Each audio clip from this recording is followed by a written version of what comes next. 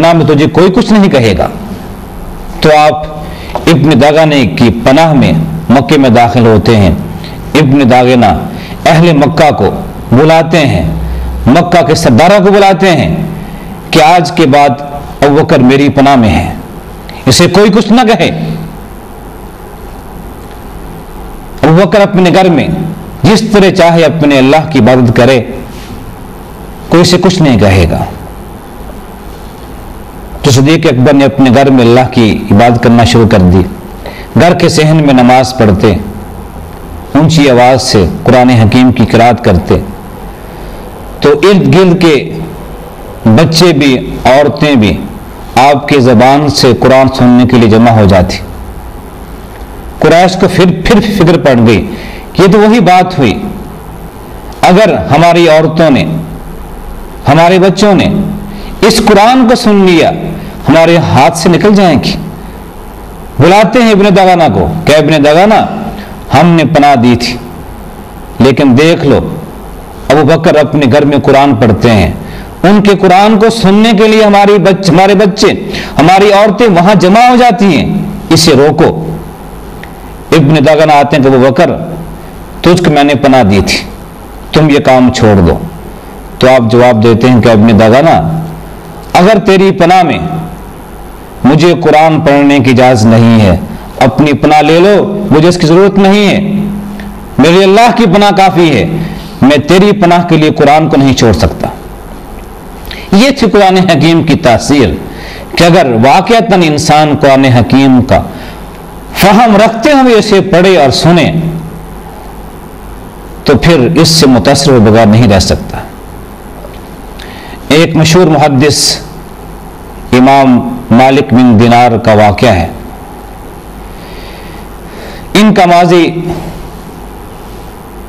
بڑا ہی تاریک تھا، لیکن اچانک ان کی زندگی میں تبدیلی آتی ہے اور بہت بڑے محدث عالم دین بن جاتے ہیں۔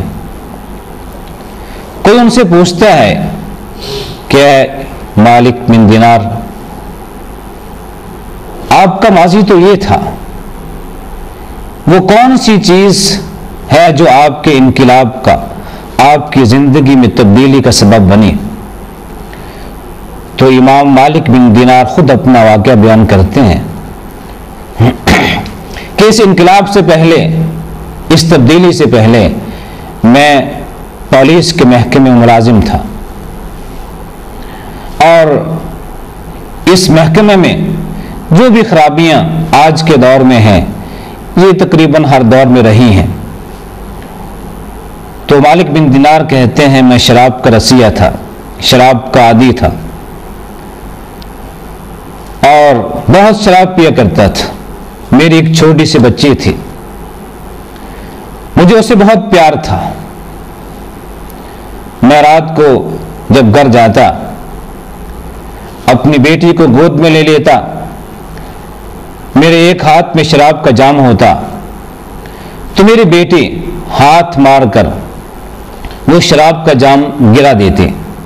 مجھے غصہ تو بہت آتا، لیکن بچی سے پیار بھی تھا، میں برداشت کر لیتا۔ جب بچی تقریباً 2 سال کی ہوئی تو اللہ کو پیاری ہو جاتی ہے، مجھ سے جدا ہو جاتی ہے۔ مجھے اس سے پیار تھا، محبت تھی، میں کافی غمگین ہوا۔ ایک رات میں سو گیا اور خواب میں دیکھتا ہوں جیسے قیامت قائم ہو گئی ہے۔ وہ ساری چیزیں جو قرآن حکیم نے قیامت کے بارے میں بیان کی ہیں، وہ ساری چیزیں میرے سامنے تھی۔ میں نے دیکھا کہ لوگ قبروں سے باہر آ رہے ہیں، نفس نفسی کا عالم ہے، نہ کوئی کسی کو پہچانتا ہے نہ کسی کو دیکھتا ہے۔ میں بھی اپنی قبر سے باہر آیا تو میں نے اپنے پیچھے ایک آواز سنی، مڑ کے دیکھتا ہوں تو ایک بہت بڑا اژدہا تھا جو میری جانب مجھے کھانے کے لیے بھاگ رہا تھا۔ میں اس سے بچ کے بھاگا، آگے مجھے ایک बूढ़ा इंसान मिला। मैंने उससे कहा कि अल्लाह के बंदे, ये अजदहा मुझे खाना चाहता है, मुझे इससे बचाओ। तो उस बूढ़े ने कहा कि मैं तो नातबा हूं, कमजोर हूं, भागो और भाग कर इससे निजात हासिल कर लो, मैं इसको नहीं रोक सकता हूं। मालिक बिन दिनार कहते हैं कि मैं फिर आगे भागा। आगे देखता हूं एक बहुत बड़ी वादी है, उसमें झांका तो आग ही आग थी। करीब था कि मैं उस आग में गिर पड़ता कि मेरे कानों में आवाज आई कि ये तुम्हारा मकाम नहीं है, वापस आ जाओ, पलट आओ। मैं पलटा तो अजदहा फिर मेरे पीछे। फिर मैं आगे जाता हूं, मुझे वो बूढ़ा इंसान मिलता है। मैं फिर उसे कहता हूं कि अल्लाह के बंदे, मुझे इस अजदहे से बचाओ। तो कहते हैं कि मैं कमजोर हूं, मैं नातवा हूं, मैं इस अजदहे का मुकाबला नहीं कर सकता। ये एक छोटी सी पहाड़ी है जिस पर कुछ अहले ईमान की अमानतें पड़ी हुई हैं। इस पहाड़ी पे चढ़ जाओ, शायद वहां तेरी कोई अमानत हो जो तेरे किसी काम आ जाए। तो मालिक बिन दिनार कहते हैं कि मैं उस पहाड़ी पे चढ़ा तो देखता हूं वहां बड़े खूबसूरत मकानात बने हुए हैं, जिनके बाहर बड़े ही हुसीन पर्दे लटके हुए हैं और कुछ बच्चे बाहर खेल रहे हैं। जब मैं वहां पहुंचता हूं तो बच्चे मुझे देखते हैं कि मेरे पीछे पीछे अजदा आ रहा है। तो बच्चे आवाज देते हैं कि सारे बच्चों बाहर आ जाओ, देखो एक इंसान को अजदहा खाने के लिए उसके पीछे भाग रहा है। उसकी आवाज पे सारे बच्चे घरों से बाहर आ जाते हैं। तो मैं देखता हूं कि मेरी बेटी वहां मौजूद है। उन बच्चों में मेरी बेटी भी थी।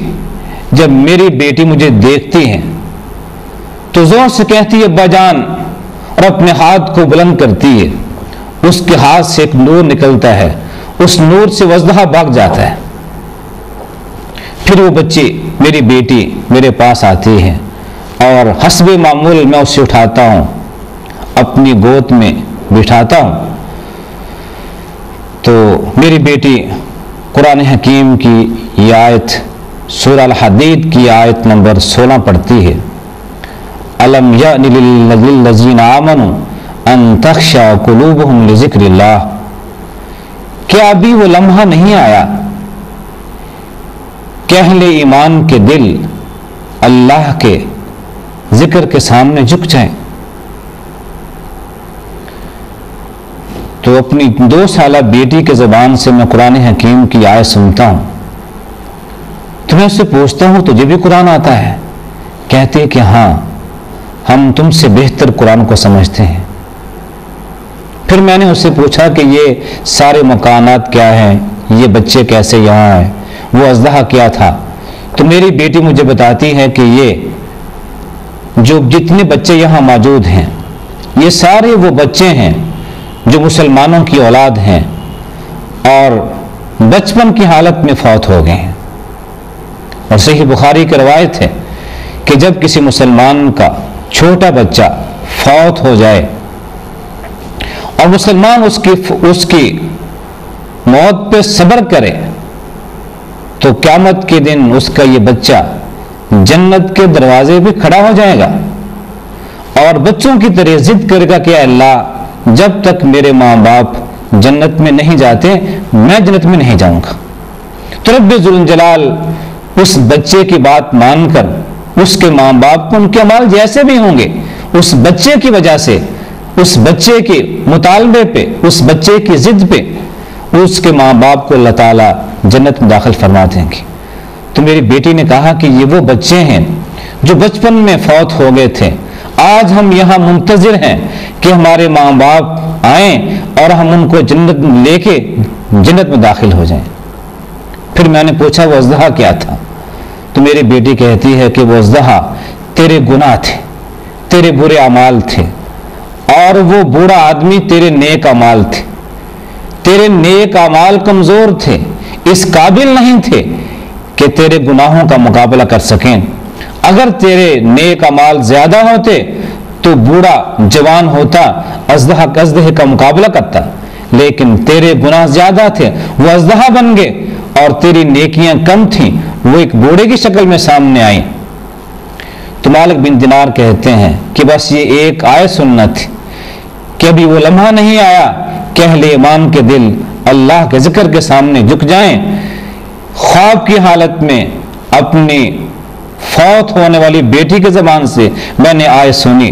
صبح اٹھ کے میں نے سارے شراب کے جام توڑ دیے, شراب کے مٹکے توڑ دیے اور سچی توبہ کر لی کہ آج کے بعد کوئی گناہ نہیں کروں گا, تاکہ میرے گناہ کل قیامت کے دن اژدہا بن کے مجھے کھانے کے لیے نہ آئیں, بلکہ اب میرے نیک اعمال زیادہ ہوں جو کل قیامت کے دن میری نجات کا اور میری کامیابی کا ذریعہ بن جائیں.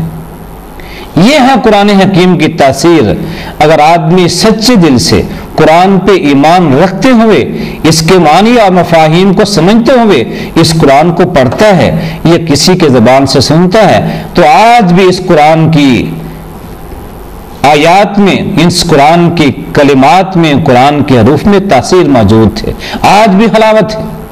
اس لیے مسلمان ہونے کے ناطے ہمارا یہ فرض ہے کہ ہم خود بھی قرآن حکیم کو سمجھیں اور اپنی اولاد کو بھی اس جانب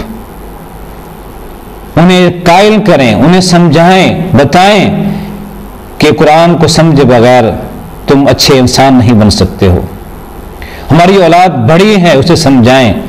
اولاد چھوٹی ہے, اسے قرآن کی تعلیم دلوائیں, محض پڑھنے کی نہیں بلکہ فہم قرآن کی, قرآن کو سمجھنے کی تعلیم دلوائیں. اس لیے کہ قرآن حکیم خالق کائنات نے نازل کیا ہے. قرآن کا موضوع انسان ہے. یہ قرآن نازل ہوا انسان کو